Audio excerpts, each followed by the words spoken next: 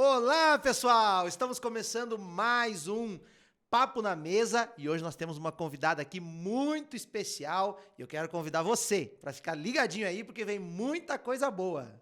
É isso aí, nós temos uma convidada hoje toda especial. Nós estamos aqui com a pastora Roselen, que é como eu falei esses dias atrás, ela é uma brasileira italiana. Ela foi para a Itália aos 19 anos de idade e começou lá, né, pastora, uma célula, ela e mais 2 pessoas. E desde então, Deus tem feito coisas maravilhosas.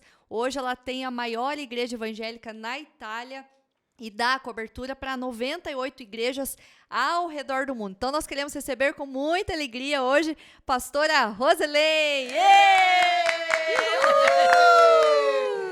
Pastora Oi, Roselen. gente, uma honra estar aqui com vocês. Estou passando esses dias aqui na cidade de vocês, que, como eu falei já nos cultos, vou levar para o mundo que existe uma cidade que chama Telêmaco Borba, porque eu demorei um tempão e eu falava, onde que eu vou pregar mesmo? Onde é que eu vou pregar mesmo? Pastora, para nós é um privilégio recebê-la aqui, ter esses dias juntos, né? Foi muito especial. E eu quero começar já perguntando, pedir para você se apresentar melhor para o povo que está lá, povo que não te conhece, povo que já te conhece também, que não sabe se é Roselen, qual mais? Roselen, e por aí vai. Pastora, fica à vontade. Então, muitas pessoas me chamam Roselen, porque é difícil. Meu nome é em inglês, é Roslen, mas como diz o meu amigo, o pastor, ele fala, não, muito chique, vou te chamar de Rosinha. Rosinha é bom. E aí, nada, me chamem como vocês quiserem, né? Tipo, é tranquilo isso. Aí eu tenho uma líder que ela até fala, para melhorar o teu sobrenome ajuda, né? Porque meu sobrenome é alemão e italiano, é Burner Faccio. Ela falou, é difícil, não? O negócio vai ficando mais difícil, né? Achei que havia um Silva ali, né? Roselen da Silva. Daí, né? Daí piorou o negócio. Então, fica um nome muito chique, daí por isso que o meu amigo falou, vou te chamar de Rosinha. Falei, mas Brasil, né? Mais brasileirado, é melhor. Pastora, conta para nós então um pouquinho como que foi a sua ida para a Itália. A gente sabe que você foi para lá com 19 anos. Conta um pouquinho melhor para nós. Então, eu fui para a Itália quando eu tinha 19 anos. Eu conheci Jesus com 13 e de uma família, meu pai comunista, sindicalista, Deus não existe, minha mãe testemunha de Jeová porque queria dar uma fé para as crianças. Cresci entre essas 2 religiões, mas não conhecia Jesus. Eu sou aquela que sempre diz que você pode crescer numa igreja, mas pode não conhecer a Jesus. Mas conheci Jesus com 13 anos, na Renovação Carismática Católica. Tive uma experiência, na realidade, pessoal com Deus, mas quem me convidou para ir numa vigília onde acendeu assim, o meu interesse por Jesus foi o pessoal católico. Eu acabei me convertendo e ficando na Igreja Católica, sendo líder, mesmo sendo muito jovem, na Igreja Católica. E com 19 anos, eu fui dormir na casa de uma amiga e eu gostava de orar por endemoniados, eu e ela. Até hoje eu falo, como é que os demônios iam embora? Que a gente orava assim. Essa amiga, ela ia tipo com uma mochila, levava tipo cruz, água benta, sabe? Tipo, coisa de bem católico, né? Eu falei, Deus, mas os demônios iam embora, né? Porque na realidade a gente usava o nome de Jesus. Depois dava uma jogada de água benta, botava uma cruz, assim. Eu falei, Deus, você é ótimo, né? Porque assim, a gente estava, na época, nós, assim, íamos com uma fé cega. Deus pode, no nome de Jesus, ele vai embora. Era na fé. Mas a gente, como era casa, dava uma jogada de... Aproveitava. Mas os demônios iam embora, viu? Porque eu acho que Deus, ele ia além. Ele entendia que a gente era bem ignorante. Então, eu acho que ele dava uma risada quando a gente jogava uma água benta. Tadinha delas, vamos ajudar. Falava, falou no nome de Jesus, os demônios têm que ir embora. Mas acho que até o diabo dava uma risada, né? Falando, esse povo aí, né? E aí, nada, fui dormir na casa dessa minha amiga para orar para um desses nossos casos, porque a gente estava bem famosa, porque a gente ia orar para muita gente ficava curada, e eram pessoas bem mais velhas, porque nós éramos jovens, super jovens, né? Ia orar, sei lá, para um advogado que estava tendo um problema com a esposa. Eu lembro até desse advogado que estava tendo um problema com a esposa, sei lá, acho que ele era impotente. E a gente ficou sabendo, e eu e essa minha amiga e todo o nosso grupinho de jovens, de manhã, 5 da manhã, orando na casa deles, porque a esposa tinha falado pra gente que eles tinham relação de manhã, a gente assim, Senhor, cura o homem. Então, Levanta o defunto. levanta aí o morto. Então, eu acho que Deus, ele olha muito o coração. Eu tenho aprendido que, de verdade, a gente fica muito na forma, mas o nosso coração era tipo, a gente queria, imagina, jovenzinhos antes de ir para a escola, 5 da manhã na frente, orando, Senhor, cura. E a verdade é que a gente tinha muitos casos de cura, muitos casos de pessoas. Eu lembro que eu orei para uma senhora que ela usava um colar e ela ia ter que usar para sempre, porque tinha problema na coluna, não sei o quê. E era assim, tira o colar aí, em nome de Jesus, e as pessoas ficavam curadas. Então, o pessoal começava, né, a chamar a gente para tudo. E aí fui dormir na casa dela para orar para um desses nossos super casos, né? Que eu nem lembro qual era, mas eu lembro que era um desses que estava programado.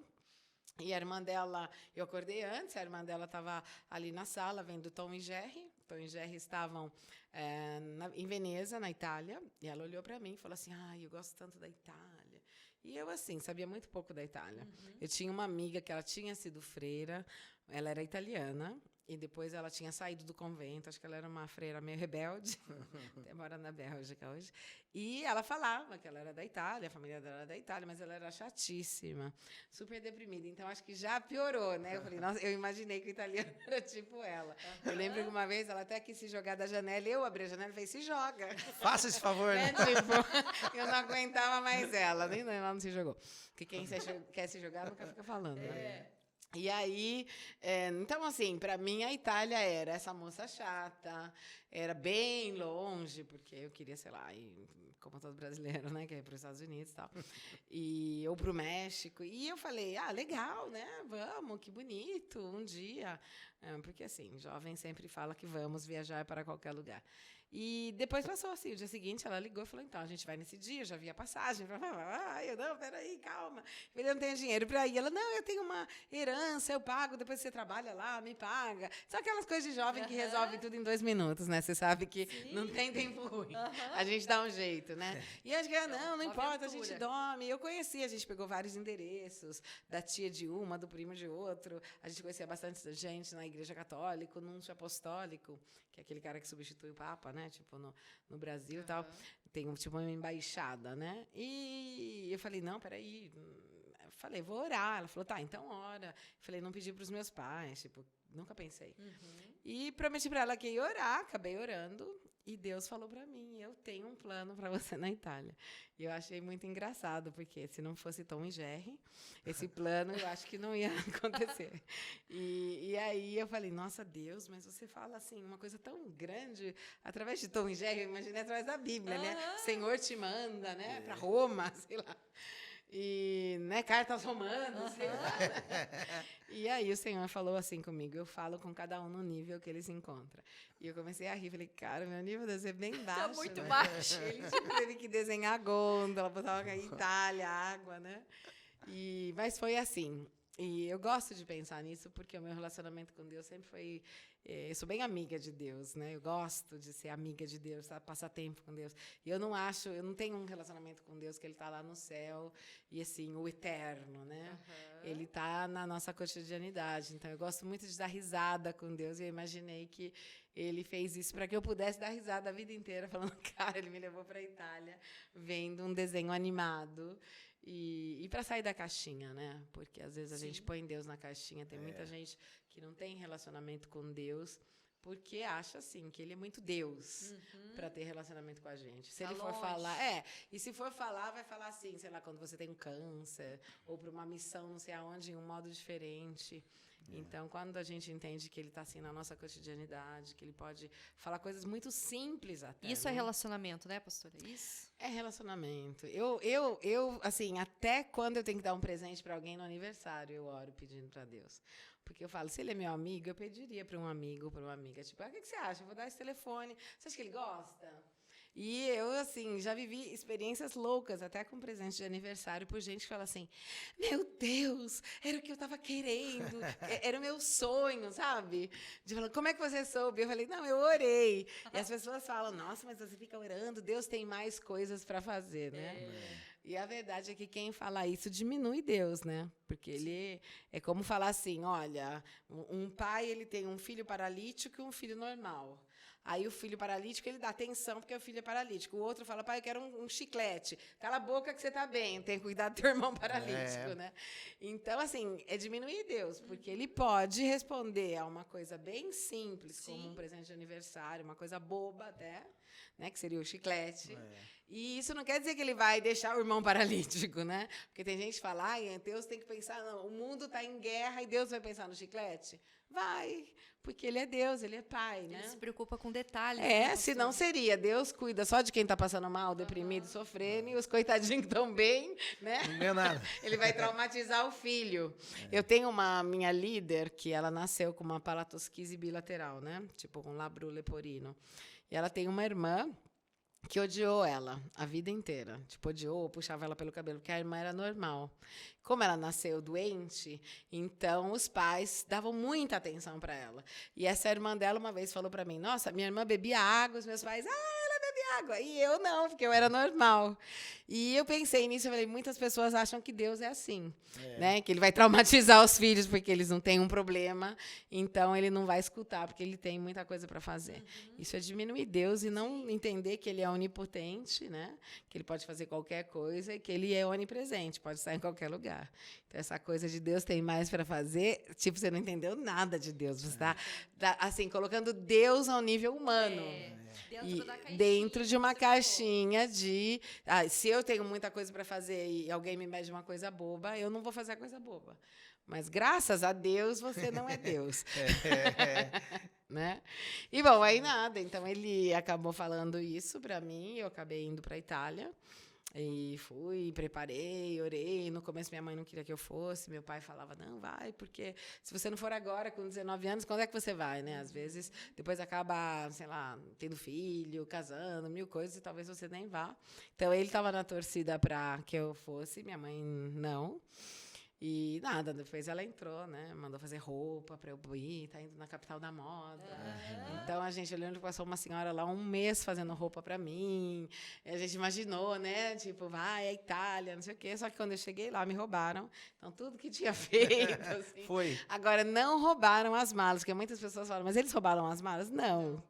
Seria ótimo se eles tivessem roubado a mala. Eles simplesmente só roubaram o nosso dinheiro. E aí a gente, né, sem lenço e sem documento, porque você ter 9 malas, mais as malas da menina, e não ter dinheiro, era melhor se tivessem levado as malas, né?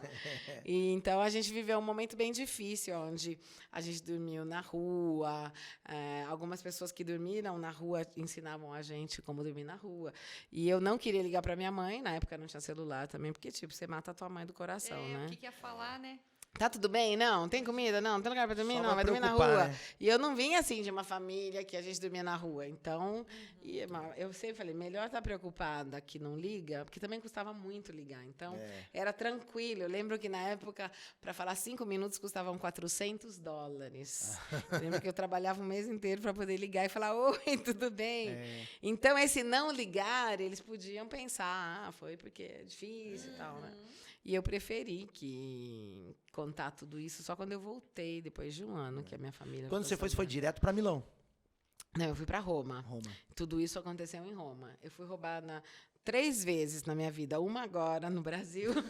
Aí, ó. Tipo, agora, em agosto, com uma arma na minha cabeça, que roubaram o nosso celular. E as outras 2 em Roma. Então, Roma sempre é o lugar do ladrão. E, não, era Roma. E tanto que a gente era assim, era muito engraçado, porque a primeira noite um padre viu a gente lá na praça tudo e pagou uma noite pra gente, num lugar ali perto do Vaticano, falando, não, a partir de amanhã, né? Vocês que era se de viram. noite, porque amanhã vocês se viram. Então a gente começou, mas eu sabia poucas palavras. Eu e essa menina, a gente treinava tipo como hoje uma pessoa que sabe inglês. Bom dia, boa noite, quanto custa, sabe assim? E mesmo o italiano sendo um pouco mais parecido, não é tão parecido algumas palavras. Não é tipo espanhol, que bem ou mal o brasileiro, né? A gente arruma um jeitinho de entender. E eu lembro que a gente ia, assim, em alguns lugares procurar trabalho, não tinha trabalho. A gente não sabia falar direito. Aí nós começamos a pedir ajuda em alguns, porque em Roma é lotado de lugares, assim, de padre, freira, né? E a gente foi daí na Madre Teresa de Calcutá, falando, nossa, e contei toda a história, e aí? E ela começou a rir, falar, vocês brasileiros, que invenção, porque eu não tinha cara de pobre ainda, né? Tipo, Loira, do olho claro. Loirinha, claro, não sei o quê, pensando, tipo, imagina, menina, vocês são muito legais, que engraçado, você inventou essa história pra quê? Tipo, ela imaginou, vocês vieram aqui na aventura, brasileiro malandro, né? E daí eu falava assim, gente, ninguém acredita na gente. Aí a gente teve as nossas experiências, né? De dormir na rua, de conhecer o pessoal morador de rua que ensinava a gente, olha, põe um cartão para dormir, não sei o quê. Então, como vocês eram aqui, aqui no Brasil, era da Renovação Carismática, né? Na Renovação Carismática. Mas foram para lá, assim, totalmente no escuro, sem contato nenhum, sem Não, nada? tínhamos contato, um monte. Mas é assim, começamos a ligar, eu tinha a irmã de uma senhora bem amiga nossa. Aí eu liguei, não, ela não tá, porque ela foi de férias, não sei o quê, por 2 meses. Tudo bem, primeiro número. Aí, anúncio apostólico, não, ele tá no Brasil. Tipo, todo mundo que a gente tinha, porque a gente não ligou antes, porque custava muito caro na época. Ligar para organizar, você tinha que mandar uma carta. E a gente falou, não, quando estiver lá, a gente pede umas dicas, porque a gente, na realidade, em um primeiro momento, a gente tinha algum dinheiro. Só que nesse momento não tinha mais algum dinheiro, tinha que pedir ajuda, mas não dava certo com nenhum número. Sabe quando dá tudo errado? Dá tudo errado, que daí você começa a falar, será que eu errei? Será que Deus falou comigo mesmo? Foi, não. Essa é a dúvida que ficou até Deus falar de novo. Né? Porque sempre que você fala, não é possível. Hoje, lógico que eu tenho uma experiência com Deus diferente, e eu creio que quando Deus falou, se essa convicção está dentro de mim, né? Eu vou e não importa que tenha tempo ruim, mas eu era bem jovem ainda e na fé não tinha essa experiência. Para mim era, deu tudo errado, não é Deus, deu tudo certo, é Deus. Eu até gosto de ensinar isso para o povo, porque isso não tem nada a ver uma coisa com a outra. Hoje eu entendo que o diabo sabia que quando Deus falou, eu tenho um plano para você, ele falou, não, eu vou abortar esse plano. Você não vai ficar aqui, entendeu? E sabia também do meu potencial, né? Porque eu sempre brinco com o pessoal da igreja, eu falo, se eu fosse o diabo, eu ia me parar. Porque, eu sei que eu faço. Eu não ia parar um crente que está sentado, eu ia parar um que está correndo. Você vai parar uma pessoa que já está parada? Então, eu acho que, assim, o diabo sabia a minha vida no Brasil mesmo, eu estava sempre orando por endemoniado, congresso de jovem. Quer dizer, o meu potencial, eu já pregava dentro de igreja católica, então eu já pregava em muitos lugares. Deus já me usava para cura. Então, eu imaginei, ele viu essa menina, um potencial, Deus ainda falou para ela que ele tem um plano para ela. Não vamos deixar, né? Então, aquela coitadinha que foi comigo entrou no meu plano e sofreu tudo isso. Igual o pessoal que estava no navio, né, de Jonas. De graça, Pastor, eu vou pedir só para você puxar um pouquinho o microfone, um pouquinho mais da altura aí. Aí. Isso aí, maravilha. Então, foi bem assim, foi bem difícil, bem difícil. Hoje, bem engraçado, né? Porque eu até penso que, às vezes, quando dá tudo certinho, a gente não tem uma história para contar, né? Mas foi muito engraçado. Tipo, eu lembro uma noite que a gente estava andando e tinha um policial que começou a seguir a gente, porque, tipo, a gente estava com um cobertor, né? Com uma bolsa, e ia deixando as coisas, a gente tinha deixado numa comunidade católica outras coisas. Então, eu lembro que a gente estava indo com esse cobertor e o cara começou a ver, tipo, o que vocês querem. No fim, seguiu a gente, no fim, queria quase me beijar, e eu lembro, assim, tipo, que a gente empurrando o cara, meu Deus, né? Como tipo, assim? né? Querendo viver coisas doidas. Mas, e uma outra coisa que era legal é que lá na Itália tem ninguém morre de fome na Itália, porque tem várias associações que dão comida para a pessoa pobre, em qualquer lugar que você vai, né? Eles chamam Mensa. E aí a gente pegou vários endereços, mas dava sempre errado. Tipo, a gente chegava, já tinham dado a comida. A gente chegava atrasado, chegava antes, porque não sabia bem a língua e errava a rua. Eu lembro que daí uma vez eu falei, não, a gente vai naquele lugar, nós vamos chegar às 7 da manhã, porque tinha também dormido na rua, era fácil acordar cedo. E eu falei, eu vou ficar até eles derem comida pra gente. Mas a gente estava com tanto sono, porque não é fácil dormir na rua, era maio, meio frio, que eu lembro que eu comecei a orar, e fiquei de joelho e dormi de joelho. Deu uma ideia do sono, né? E acordei com uma freirinha falando, então, a gente vai fechar a igreja. Eu assim, mas e a comida? Não, a gente já deu a comida, vocês estavam dormindo. Eu tipo, não! Como assim? Era assim, dava tudo errado. Até que, quando deu tão errado, eu comecei a orar e falar, Deus, mas você me quer aqui? E para onde que a gente vai? E essa minha amiga falou assim, não, tá dando tudo errado, talvez não seja aqui o lugar. Ela tinha conhecido uma mulher no avião que morava numa ilha. Ela falou, eu vou lá, que essa mulher tinha convidado a gente, vai na minha casa. E eu falei, não, eu não vou na ilha, porque o nosso bilhete de volta era da Espanha. E aí eu falei, imagina que eu vou na ilha, que depois de dar tudo errado, tem que voltar nadando, né? Eu falei, a Espanha, pelo menos eu vou andando, antes ou depois. Eu chego lá e volto. E nada, no final a gente foi para Milão. Eu senti de Deus que era a cidade que Deus tinha preparado, era Milão. E nós ficamos um dia no Hotel da Juventude, porque o dinheiro que ela tinha ainda no bolso dava para um dia. E eu lembro assim que eu fiz coisas que eu nunca teria feito vivendo no Brasil. Então eu vi que era Deus me tratando. Primeiro que eu deixei todas as malas, as roupas, sabe, irmã jovem, deixa esse tênis para mim, não! Então, assim, essa coisa de ter que deixar tudo, começar a me desligar de coisas, porque eu deixei roupa, tudo, peguei poucas coisas. Peguei a Bíblia, 2 livros cristãos, umas roupinhas, e de 9 virou uma mala pequena, né?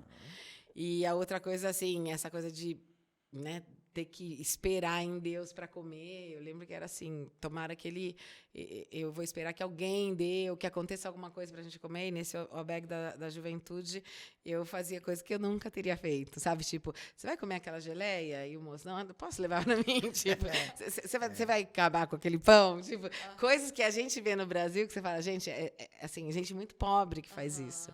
Entendeu? Então, eu comecei a entender o mundo, isso me deu muita sensibilidade. Eu creio que até hoje o ministério, que a gente tem um ministério bem forte, com quem um morador de rua, me sensibilizou muito para coisas que eu sabia que existia, mas eu não sabia como é que era aquele Diferente mundo. de você saber, você passar, né? Completamente. Viver a experiência. Nossa, eu lembro que teve um dia que a gente ficou no McDonald's esperando alguém terminar de comer, de deixar, e daí essa moça tinha deixado a Coca-Cola, e daí eu fui lá, sabe, peguei a Coca-Cola dela para tomar a Coca-Cola. Então, coisas que você fala, gente, eu fazendo isso, mas você faz. A fome faz você fazer umas coisas doidas. E esse período, assim, ficaram quanto tempo, mais ou menos, nessa...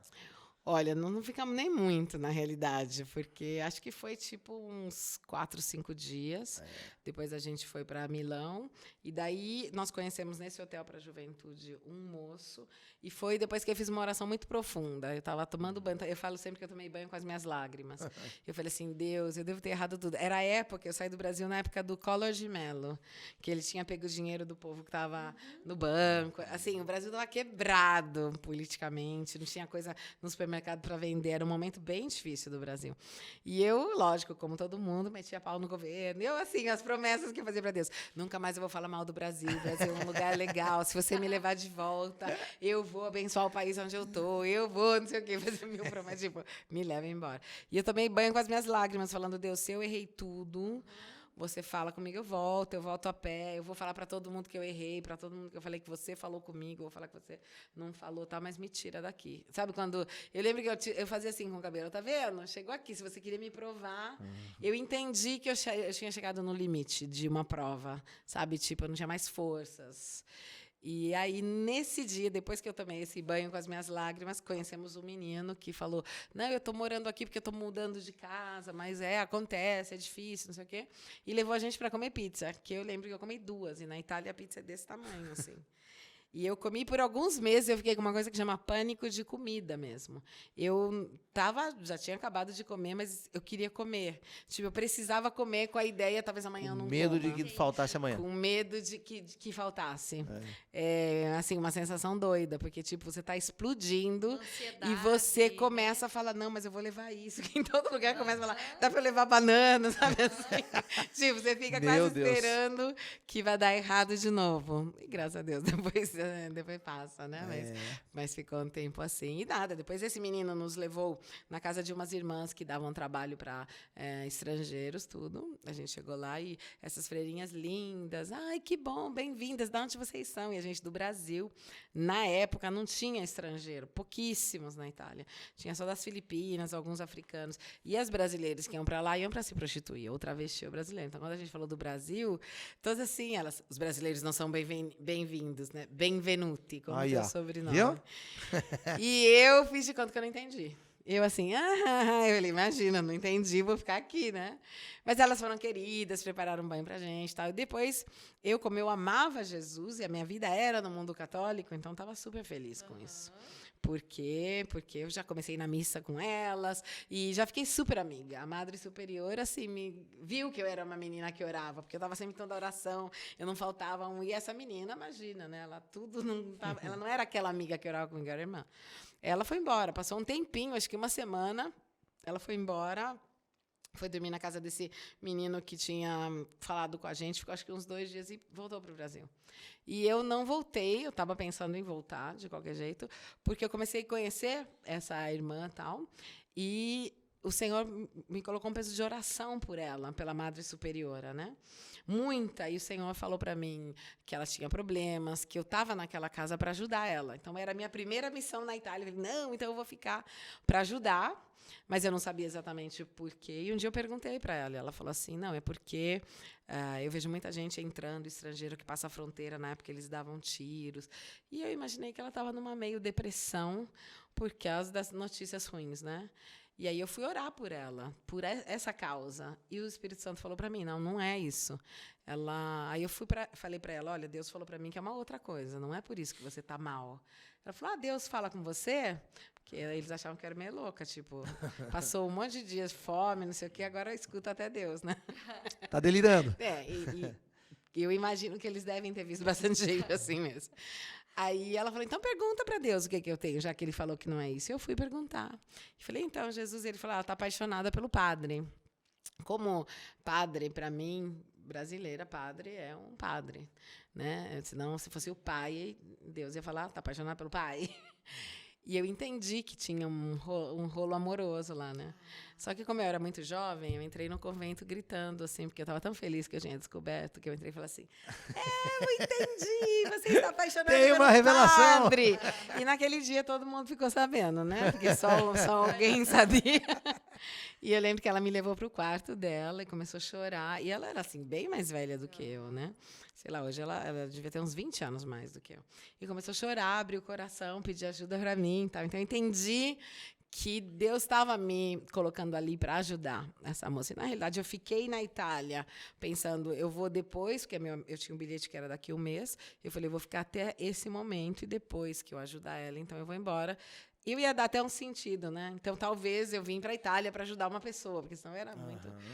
E, no fim, nada. Deus começou a abrir várias portas dentro de grupos, tal, e eu acabei ficando. Eu lembro que você também comentou, eu queria que você compartilhasse, pastora, como que foi essa transição, essa mudança, que você começou a ler a Bíblia e começou a abrir a cabeça para muita coisa, e aí que começou as coisas mudarem então, mesmo. Eu comecei a ir em alguns grupos carismáticos e Deus me dava algumas palavras, porque Ele sempre me usou muito no profético de cura e tal, e com dons, e eu comecei a ficar conhecida no mundo carismático, muito. Até que comecei em grandes congressos enormes, comecei a pregar dentro de igrejas, mas tinha missa, o padre passava a palavra para mim, porque eu tinha, na realidade, 20 anos, né?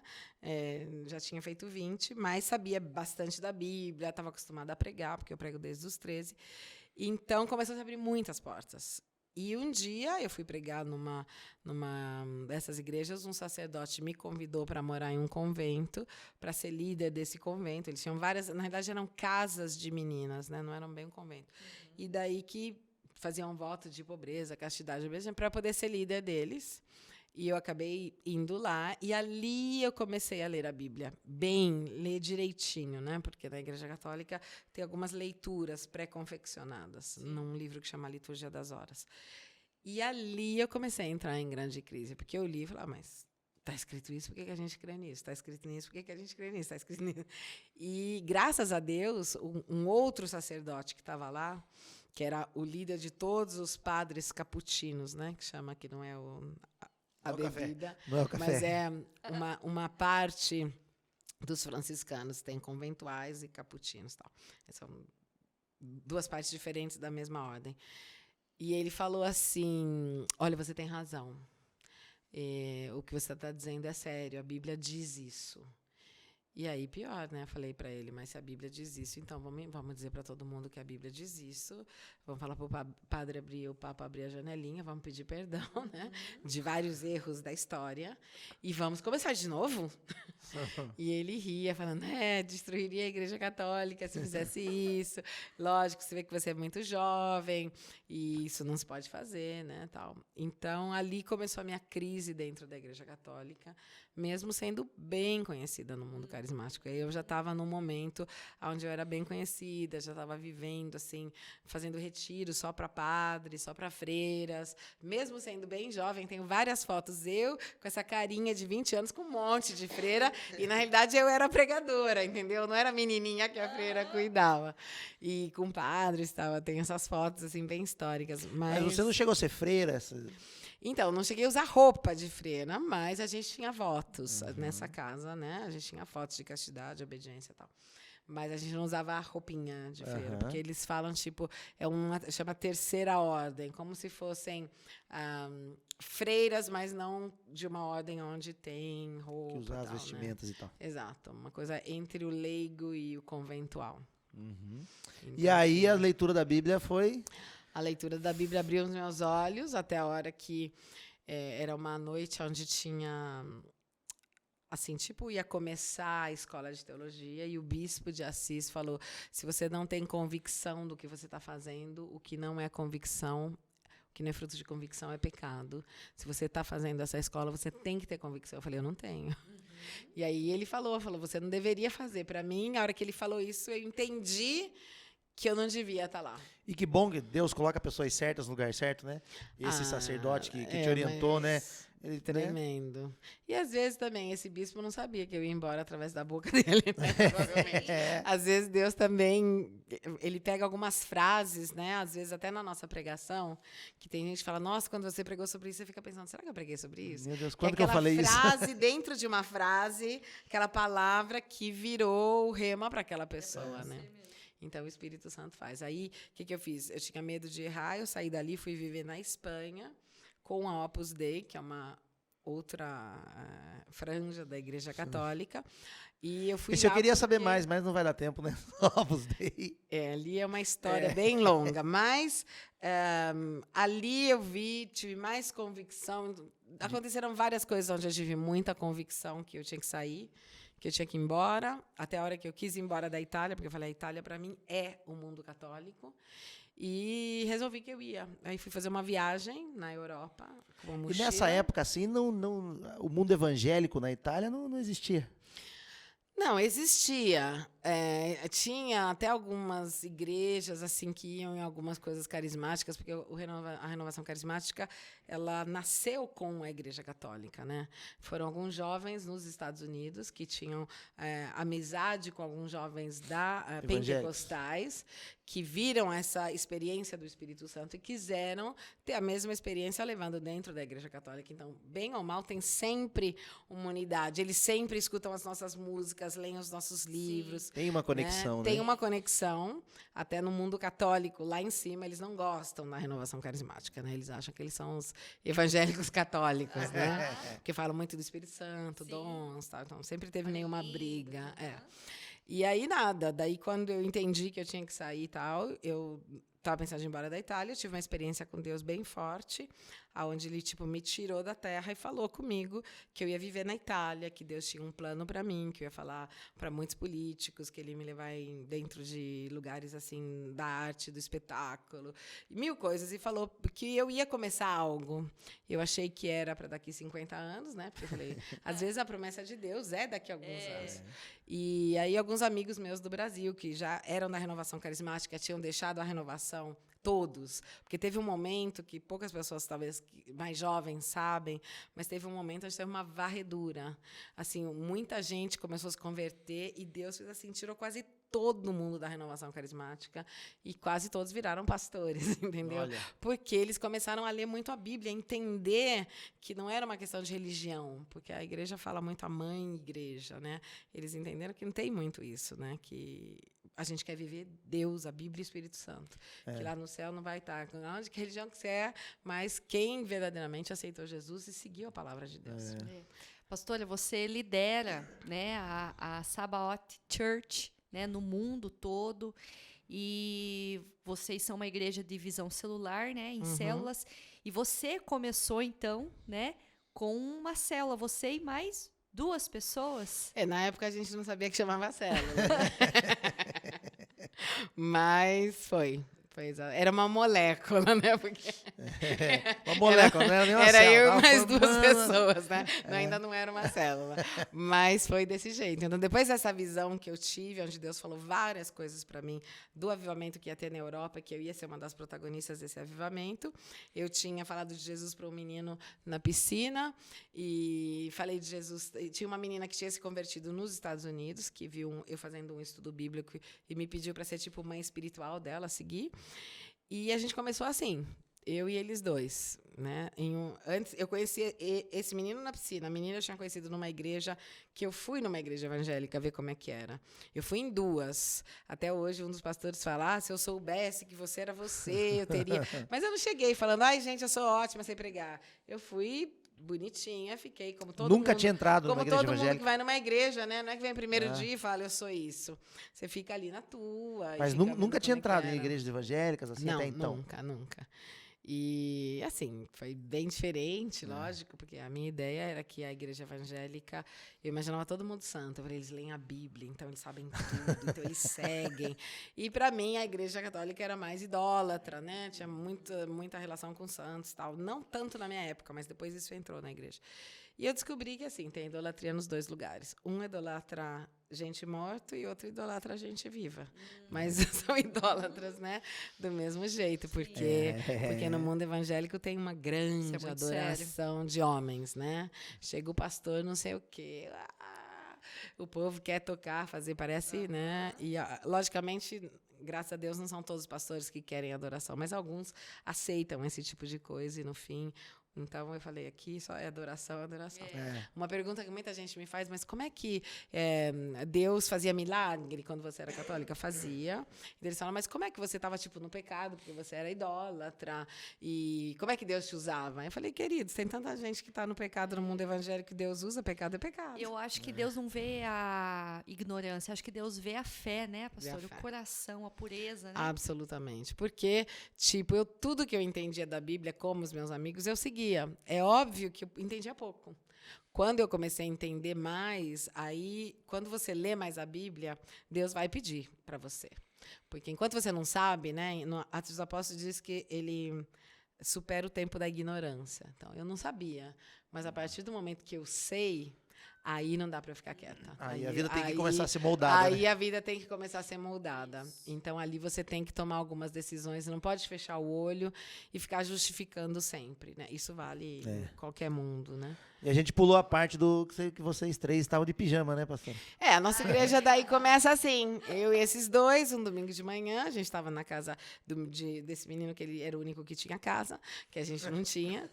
E a gente acordou um dia, um domingo de manhã, eu falei, então, bom dia, nós vamos mudar o mundo, não vamos fazer isso sozinhos. A partir de hoje, começou o avivamento. E a carinha deles era, ok, tudo bem. Legal. Né? Legal. Agora, tem um culto que marcou muito a minha vida, que a gente alugou um pub, porque eu queria pregar para jovem, né? Até hoje, a nossa igreja é muito cheia de jovem, com uma visão jovem. O pessoal mais velho sabe falar um monte de línguas e está sempre junto com o jovem. Então, Deus deu essa pegada bem jovem para a gente, né? E também porque a gente era jovem. E aí eu lembro que a gente alugou esse pub, a gente, tipo, trabalhava para alugar e depois não tinha comida. Porque daí a gente ia vivendo por fé, né? Jovem, você sabe como é que é. Comia sempre macarrão com atum, fixo. A gente se via todo dia para orar, a gente estava sempre jejuando também, né? Então, quando comia, era sempre macarrão com atum. E estava jejuando, então era legal. Mas eu lembro dessa vez onde eu comecei a tocar violão, eu tocava 3 músicas, e daí eu estava com essa menina, esse menino, né, que tinha começado, e os nossos 2 primeiros membros, que era uma mulher deprimida sem cabelo e uma deprimida com cabelo. E daí tinha, tipo... E daí eu, assim, né, peguei e falei assim, então, nós vamos mudar o mundo, e vamos mudar a história, e vamos não sei o quê. E sabe quando você sai da fotografia, tipo, yum? Aí eu me vejo, nesse pub, que era tudo escuro, não dava nem para ler a Bíblia. Essa menina, que era cheia de problemas, hoje ela é maravilhosa, pastora até de cura interior. Olha. Mas essa menina que ficava assim, né? Esse menino que aplaudia, dava risada por tudo, tipo, que legal. Na hora que você viu a equipe... Ele achava tudo legal, tudo legal. Essa senhora deprimida com cabelo, assim, né? E a deprimida sem cabelo. E, de repente, eu olhei e falei, Deus, eu devo ser completamente louco. Cara, eu deixei minha terra, minha nação, deixei o mundo católico, onde eu era conhecida, coisas sérias, teologia, não sei o quê. Eu tô num pub com um menino essa que bate equipe. a mão. Essa outra que não sabe nem o que tá fazendo. As duas deprimidas olhando assim. Eu falei, cara, deve ser muito louco. E foi aí que eu fiz uma oração mesmo. Onde eu falei, Senhor, se eu sou doida, fala pra mim. Não fica falando pros outros. Mas isso Eu que é bom, falei, né? Que a gente vê que foi a mão de Deus mesmo, né, pastora? Não, é Deus total. Não Se você tem. tivesse pegado pessoas Porque boas... quando os pastores falam, caverna de Adulão, eu falei, querida, caverna. Quando a gente chegou no nível da caverna de Adulão, a dando gente já glória. tava, era 5 estrelas o Você negócio. não conheceu a turma da Rosalind. Caverna de Adulão é 5 estrelas para nós, imagina. Mas isso é lindo porque foi Deus mesmo. A gente sabe que ninguém pode falar, nossa, ninguém tinha nada.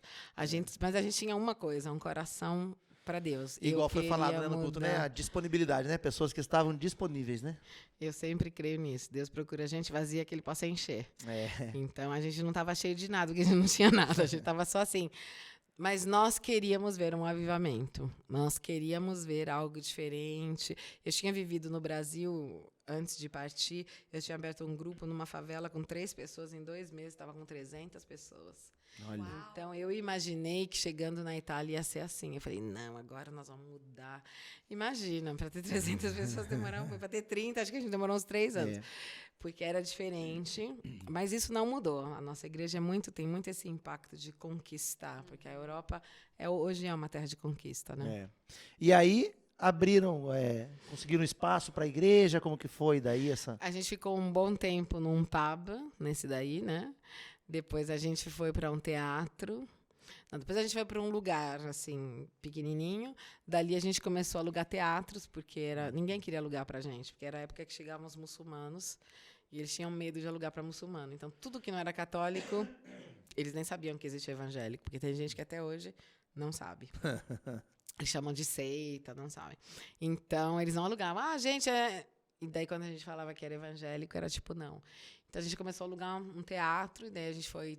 Por muitos anos, a gente ficou em teatro. Foi por isso... Nós somos, não sei se vocês sabem, a primeira igreja negra do mundo, preta, né? Parede preta? Primeira parede preta? Primeira parede preta do mundo. Olha Ninguém só! sabe, mas nem a Hillsong tinha ainda. Revolucionária a parede essa preta. pastora Rosa, é uma revolucionária, gente. Mas isso por quê? Porque a gente ia sempre em teatro. E eu via que o povo católico, tipo, eles... Na Itália tem catedrais lindas. Então, você saía de uma catedral maravilhosa e ia num lugar branco, com 2 florzinhas secas, uma cruz. Para eles, era tipo um choque. Não dava para reproduzir a Igreja Católica. No teatro, como o europeu vai muito em teatro, eles vinham e falavam, ai, que legal, vocês oram num teatro. Então, esse impacto não tinha. Daí eu falei, Deus, um dia que a gente puder fazer uma igreja, vai aparecer um teatro. Porque eu vi que não tinha o impacto do povo que saía da Igreja Católica. E aí eu fui num concerto lindo, num lugar que chama Hangar Bicocca. Ele era inteiro preto, com essas luzes, esse cara com piano. Eu falei, nossa, que lugar legal. E eu perguntei, né? Eu falei, mas por que vocês fizeram preto? E o cara falou, olha, porque se você quiser colocar luzes, as luzes coloridas com preto, você vê melhor, tem que ser cor escura, né? Ver que o cinema é bordeaux, azul escuro. Ele falou, as 3 cores são bordeaux, azul escuro e preto, para poder ver a luz colorida. E eu, nos teatros, tinha uma luz colorida. Aí eu falei, não, bordeaux não gosto, azul não gosto, preto. E era um escândalo. Tinha gente que entrava e falava, vocês estão nas trevas. Eu lembro o Marcos Witt, sabe o cantor, né? Ele é bem amigo nosso. Eu lembro que o Marcos chegou e ele falou assim, cara, como vocês são corajosos. Vocês pintaram a igreja de preto, eu nunca vi no mundo. Por isso que eu falei, a gente é a primeira, porque ele viaja o mundo inteiro, né? E ele falou, você é muito corajosa, como é que você fez uma igreja preta, né? E agora Você que criticou a igreja quando foi pintada de preta, briga com a pastora, a culpa dela. A pastora Não, Rosa. gente, a culpa é das luzes. É que as igrejas evangélicas não usavam luzes. Não, e a gente sabe que tem todo um estudo, né, sobre neurociência também, que para não tirar o foco da pessoa. Então, eu não sabia nada disso, só que eu ia em muito teatro, a gente cresceu, então a nossa igreja já tinha esse ambiente, eu falei, esse ambiente é bom, o povo se sente confortável e não tem esse choque, foi só por isso. Maravilha. Pastora, hoje você lidera na Itália, né? A sua igreja é a maior igreja na Itália, com 1000 membros. e tem 98 igrejas. Então, tem ao uma outra redor. igreja no sul da Itália, que, na realidade, tem mais pessoas do que a gente, mas contando as igrejas que a gente tem na Itália, a gente tem mais do que eles. Ah, Então, sim, por isso todas as unidades. Isso, todas as unidades. E nós começamos em Milão, e a gente sempre pede, todo fim de ano, uma palavra profética para o ano. E teve um ano onde o Senhor falou para a gente, vai ser o ano de alargar as tendas. E nós entendemos que tinha muita gente que fazia 2 horas para vir de carro, para vir no culto.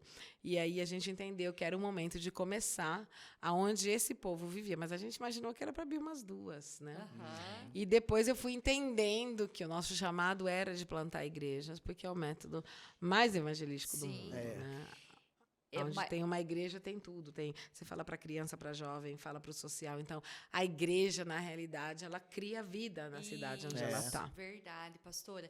Então, hoje você lidera, né, a maior igreja na Itália, dá cobertura para 98 igrejas aí que estão, né, que são abertas e estão abrindo mais ainda abaixo de você. Deus tem te levado a lugares grandiosos, né, pastora?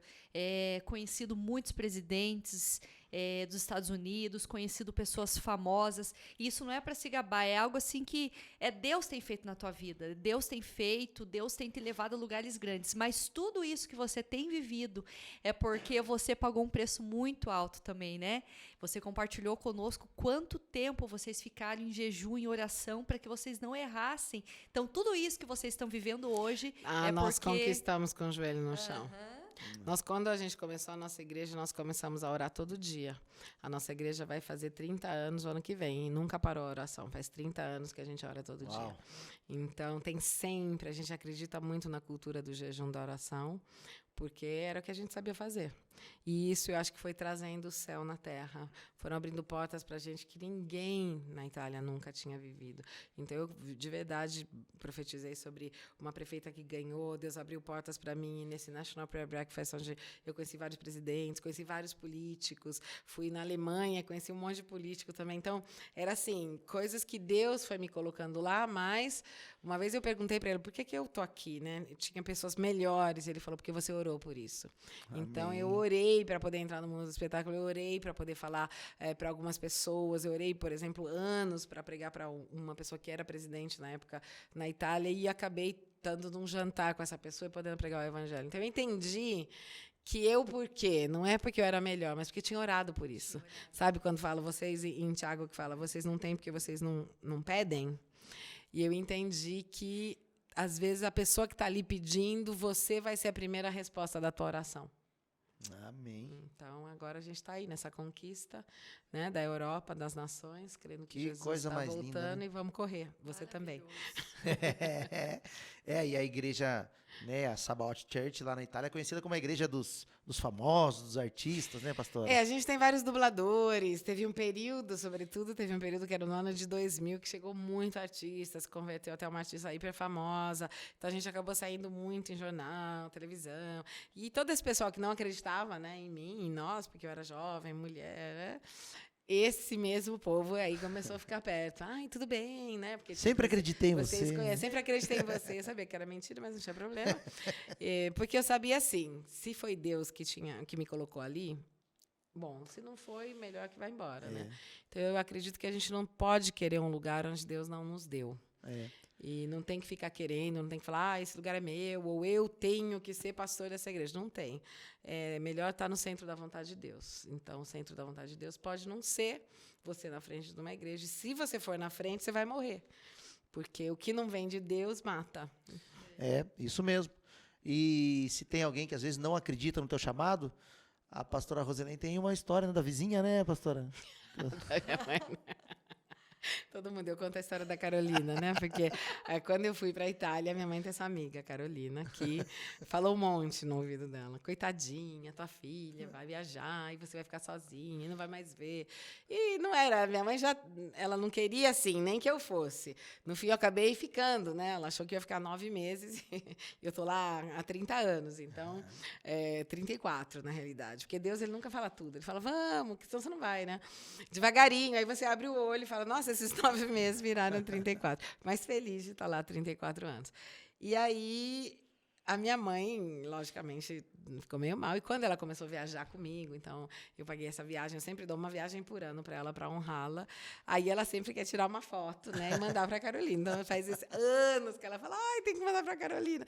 Tipo, essa moça que falou, coitadinha, na realidade não viveu, não conheceu todas as nações, tudo que minha mãe viu, porque ela deu uma filha para Deus e Deus deu o mundo para ela, né? Amém. Então, assim, se você tem um filho que quer partir, deixa ele partir. Absolutamente, siga o que o Senhor está falando. O importante é que seja Deus, né? Amém. Verdade. Amém. Pastora, então para a gente encerrar, né, se a gente ficar aqui, tem papo para conversar o dia todo, né? Vocês perceberam que a pastora quase não fala muito, né? Mas é um papo muito gostoso, muito, muito legal a gente estar junto aqui, pastora. Mas eu queria, para a gente encerrar, que você deixasse um conselho. Por exemplo, a gente tem um monte de jovens na igreja que tem aquele chamado missionário, todos nós temos, né? Uhum. Mas aquele chamado de ir para as nações e tal, mas ainda não tem a certeza do seu chamado. Qual é o conselho? Claro, né? Ouvir a voz de Deus, lógico, mas... Eu acho que o primeiro conselho é sirva o Senhor na tua igreja. Porque tem gente que quer ir para o exterior falando, eu quero servir Deus na China, mas na tua igreja você não faz nada. Então, já isso é impossível. Isso que a Quem gente é fala. fiel no pouco é fiel no muito. Enquanto você não tem convicção, não se mova. Sirva a Deus onde você está com todo o teu coração e quando o Espírito Santo falar para você, compartilha com as tuas autoridades, com as pessoas que te amam, que te seguem, porque esse povo sabe se a gente é doido ou menos, né? Lógico. Mas o meu conselho é serve Deus onde você está com tudo. Quando eu vivia no Brasil, eu dava 1000. Provavelmente é por isso que Deus falou para mim, então eu vou te levar para as nações. Então, eu não acredito nesse povo que não faz nada na igreja, que fala eu tenho chamado para as nações. Porque, para mim, quem tem chamado começa na igreja local. A Bíblia diz que os ministérios nascem na igreja e para a igreja. Então, eu não acredito também... Eu sei que tem vários movimentos, até no Brasil e no mundo, de missões que não estão ligados a uma igreja local. Eu não acredito. Para mim, a igreja local faz parte integrante da missão, porque é na igreja e para a igreja. Eu não acredito nessa coisa, eu vou em missão ligado a ninguém. Não acredito, não existe ligado a ninguém, é sempre ligado a uma igreja local. Então, eu olharia isso. Quero fazer missões? Glória a Deus. Começa a fazer, fala para o teu pastor, olha, eu tenho um chamado missionário, vou começar a ir nas ruas, bater na casa, vou entrar no ministério evangelístico, me dá uma célula para eu cuidar. E aí tenho certeza que quando esse chamado vir para fora, os pastores e líderes vão ser os primeiros a te abençoar. A tua família vai ver. E até enxergar, né, que você tem esse chamado. Às né, vezes pastor? até enxergam antes do que você. Então, meu conselho é, quer servir a Deus? Serve plenamente na igreja local, que com certeza, se Ele quiser que você vá para as nações, esse sentimento de ir para as nações vai acabar crescendo. Porque muito jovem quer viajar, né? Então, vai, viaja e volta. Porque a verdade é que o povo tem uma ideia romântica das nações. Né? Tem muitas pessoas que às vezes não dão certo em muitas áreas da vida de trabalho e querem virar missionários. Exatamente. Então, vamos lembrar que Jesus, quando ele chamou os apóstolos, todos estavam trabalhando e todos eram bem-sucedidos no que estavam fazendo. Ele não chamou ninguém que falou, estou de férias, não consigo arrumar trabalho. Porque quando você é assim, fora da igreja, você na igreja também não vai fazer pior, nada, talvez. né? Então, tem que estar com a mão na obra. Né? Jesus ia lá, você tem que deixar alguma coisa. Uma vez eu falei para o moço, ele falou, eu quero deixar tudo, servir a Deus. Eu falei, e o que você tem para deixar? Não é nada? Deixar tudo, deixar nada. Né? Tem que ter alguma coisa para deixar. Tem pessoas que falam, eu abri mão de tudo para... né? Mas o que você tem largou? uma ideia, Nada. e tem uma ideia romântica, né? Porque a gente vê e fala, bom, eu vou lá, vou servir a Deus, é um país rico. Tem gente que vai lá para servir a Deus e nem vai mais na igreja, porque trabalha tanto, porque para se manter é tudo caro. Então, assim, é super difícil, a cultura é difícil, que acaba falando, acho que não era de Deus. Eu já vi várias pessoas, até abençoadas pela própria igreja, não aguentar e falar, pensei que não era assim. Achei que ia vir e abrir igreja, como eu imaginei. Eu vou abrir 300 pessoas em algumas semanas. Não é assim. Então, tem igrejas lá que depois de 2, 3 anos, tem 10. Igreja na Europa, né, igual a gente estava conversando aqui, né, na Europa, com 100 pessoas, 200 pessoas, uma igreja de 300 pessoas na Europa é uma grande igreja. Bom, Elias Dantas, né, que é um nosso amigo comum, ele fala que no mundo inteiro é já uma boa igreja. Porque é óbvio que o Elias trabalha com igrejas muito grandes, mas se você colocar o mundo inteiro hoje, 300 pessoas já é boa igreja. E na Europa é uma igreja grande. Nos Estados Unidos também, né? Que o povo fica só vendo a Bethel Church, a Gateway, Sim, mas são sim. poucas igrejas. A maioria das igrejas 90% nos são Estados Unidos tem pequenas. 50 pessoas. É como você mesmo disse, né, pastora? Tem que ter total convicção do chamado. Porque quando você vai para um outro país, é outra cultura, é outra comida, você tem que estar aprendendo a língua, você tem que falar com eles, né? Então, quer ir lá para a África, tem que aprender a falar a língua, né? Tem todo um contexto. Então, tem que ter muita convicção. Tem, porque, sobretudo no começo, se você não conhece ninguém, tipo, é óbvio que hoje a minha irmã ou qualquer um que vem, me conhece, fica mais fácil. Mas eu que não conhecia ninguém, ou você tem convicção ou você não aguenta. Não é assim, vou para missões. Não é desse jeito. É um terreno difícil. Até missionários que fizeram escola, rodados. O Elias faz até em vários lugares reunião com os missionários para encorajar. A maioria deles não tá, tipo, super feliz. Primeiro, porque são desligados de uma igreja local. E isso é a pior coisa que pode encontrar. Porque a igreja local tá junto, tá orando, tá mandando. É uma cobertura, né? É uma cobertura. Então, eu vejo que os que não estão bem não estão ligados a uma igreja local. E segundo, não é simples, né? Não é simples para os filhos, assim. Precisa de verdade do aval de Deus. Tá certo.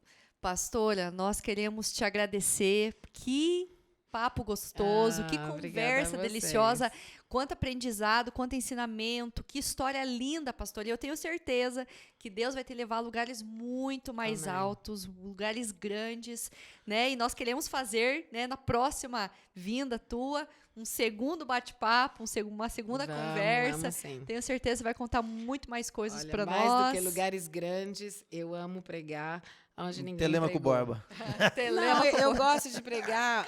É o motivo pelo qual faz pouco tempo que eu estou vindo para o Brasil. Eu recebi de Deus que eu tinha algo que o Brasil não tinha mais, que eu acho que é uma mensagem muito radical na santidade, porque eu vejo que as igrejas estão muito água com açúcar. Então, Deus falou para mim, não, você tem uma mensagem que o Brasil não está mais pregando, e eu vim.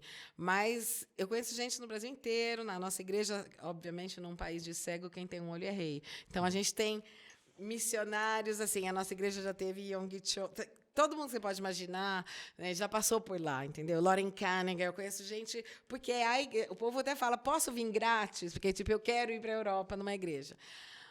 Então, muitos me convidaram, mas se eu tiver que escolher de um lugar onde tem 10 e nunca pregaram o evangelho, e onde tem 10 mil, aqui a oferta vai ser melhor, tudo melhor. Mas eu prefiro ir lá, porque meu coração é missionário. Então, Amém. Eu não estou aí para ir em lugares grandes. Eu estou aí para ser grande em lugares pequenos. Ah, que benção. Que a gente nunca perca esse coração, né? Esse coração de alcançar todos os povos. Amém. Né? Porque a Bíblia diz que o final, né? Guerras, rumores de guerras, mas até que todos ouçam, né? Amém. E Deus tem uma pessoa para cada lugar, né? Isso é lindo. Vocês estão aqui fazendo um trabalho lindo, então parabéns também, viu? Obrigado, pastora. As igrejas, os campos, uma igreja trazendo, assim, novidade de vida, fresca, né? Bem legal, que Deus possa abençoar muito vocês e que vocês também possam ser, assim, uma oficina de missionários para o Brasil, para as cidades e para as nações. Amém. Isso é uma profecia liberada para a nossa igreja, né? A gente sempre recebeu essa profecia na nossa igreja. Nós temos missionários em 13 nações e queremos enviar muito mais. Em nome de Jesus. Amém. Em nome de Jesus. Seja assim. Pastora, muito obrigado mais uma vez. Você que nos acompanhou até agora aqui no nosso Papo de Mesa, muito obrigado pela sua participação. Compartilha esse link aí, compartilha esse vídeo, que eu tenho certeza que vai abençoar muitas pessoas. Que Deus te abençoe. Tchau. Tchau.